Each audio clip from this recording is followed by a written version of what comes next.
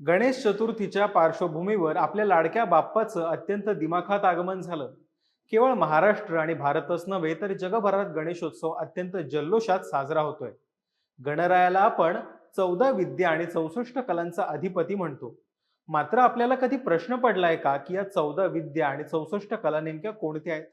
त्यांचा आपल्या दैनंदिन जीवनाशी नेमका काय संबंध आहे? हेच आपण जाणून घेणार आहोत आज या व्हिडिओच्या माध्यमातून. नमस्कार, मी मुकुल आव्हाड आणि कॅमेऱ्यावर आहेत अलेक्स साळके. महा MTVच्या सर्व रसिक प्रेक्षकांना गणेशोत्सवाच्या हार्दिक शुभेच्छा. गणपतीला आपण बुद्धी विधाता, बुद्धिनाथ असं सुद्धा म्हणतो. गणपती ही बुद्धीची देवता आहे. शिक्षण ही गोष्ट केवळ शाळा महाविद्यालयांपर्यंत मर्यादित नसते. आपल्या समाजामध्ये वावरताना आपण शिल्पकला, हस्तकला अशा नाना प्रकारच्या कला अनुभवतो. लाकडापासून तयार केलेल्या वस्तू असोत किंवा गगनचुंबी इमारती, या सर्वांची निर्मिती करताना सुद्धा विशिष्ट प्रकारचं ज्ञान माणसाला आत्मसात करावं लागतं. त्या ज्ञानाला जेव्हा भक्तीची जोड मिळते ना, तेव्हाच अद्भुत कलाकृती जन्माला येते. या कलाकृतीची निर्मिती करण्याआधी गणरायाची आराधना केली जाते. कारण गणपती म्हणजे 14 विद्या आणि 64 कलांचा अधिपती. सुरुवात होते ती 4 वेदांपासून: ऋग्वेद, यजुर्वेद, सामवेद, अथर्ववेद.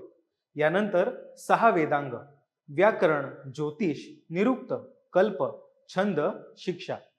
एकूण 10 विद्या झाल्या. यानंतर न्याय, मीमांसा, पुराण आणि धर्मशास्त्र अशा या 14 विद्यांचा अधिपती म्हणजे श्री गणेश. आता वळूयात 64 कलांकडे.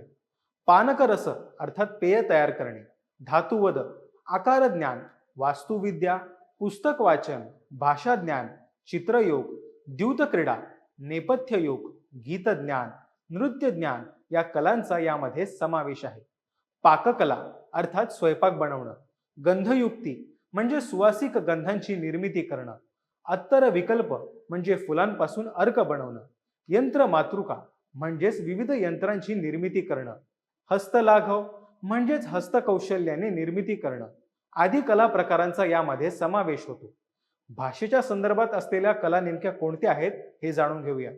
दुर्वाच योग म्हणजे कठीण शब्दांचा अर्थ लावणे, वैनायकी विद्याज्ञान म्हणजे शिष्टाचाराचे ज्ञान असणे, अभिधान कोश छंदोज्ञान म्हणजे शब्दांचे व छंदांचे ज्ञान असणे, प्रहेलिका म्हणजे कोडं घालून प्रश्न विचारणे, प्रतिमाला म्हणजे अंत्याक्षराची योग्यता ठेवणं, काव्य समस्यापूर्ती अर्धकाव्य पूर्ण करणे, संपाठ्य म्हणजे दुसऱ्यांचे बोलणे ऐकून जसेच्या तसे बोलणे, शीघ्र काव्य करणे आदी कलांचा यामध्ये समावेश होतो.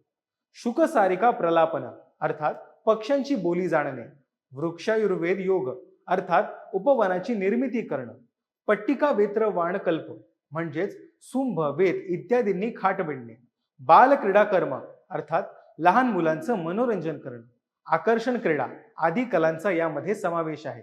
वैजापिकी म्हणजे विजय मिळवणे, व्यायामिकी म्हणजे व्यायामाचे शास्त्रोक्त ज्ञान असणे, कौचुमार योग म्हणजे कुरूप व्यक्तीला लावण्य संपन्न बनवणं, कायाकल्प म्हणजे व्यक्तीला तरुण करणं, धारण मातृका म्हणजे स्मरणशक्ती वृद्धिंगत करणं, माल्यग्रंथ विकल्प म्हणजे वस्त्र प्रवरणांची योग्य निवड करणं, वस्त्रगोपन म्हणजे फाटकी वस्त्र शिवणं, विशेष कच्छेद ज्ञान म्हणजे टिळ्यांचे साचे बनवणं, वेलबुट्टीचं काम करणं या कलांचा यामध्ये समावेश आहे.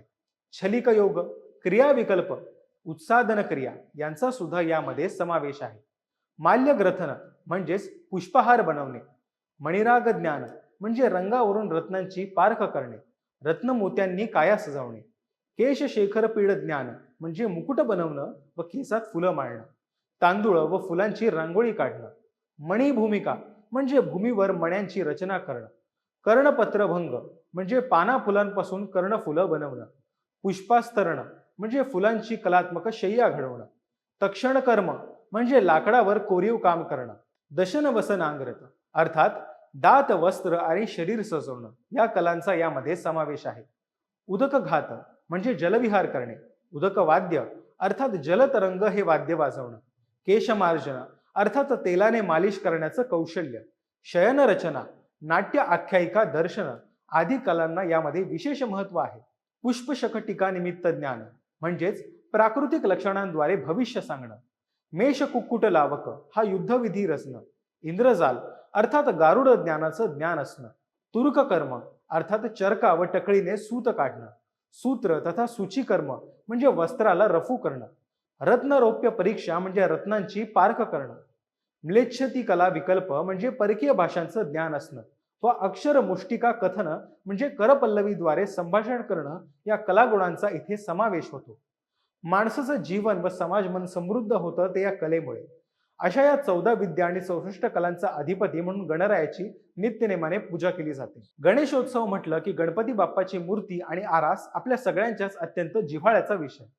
आपला गणेशोत्सव जास्तीत जास्त पर्यावरणपूरक कसा असेल यावर आपण नेहमीच भर देतो.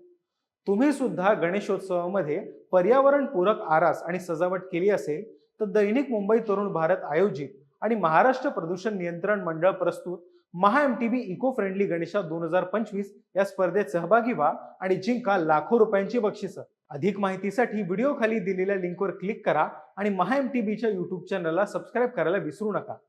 गणेशोत्सवानिमित्त यावर्षी तुमच्या सजावटीचा विषय काय आहे हे मला कमेंट बॉक्समध्ये नक्की सांगा आणि महा MTBच्या सर्व सोशल मीडिया हँडल्सला फॉलो करायला विसरू नका.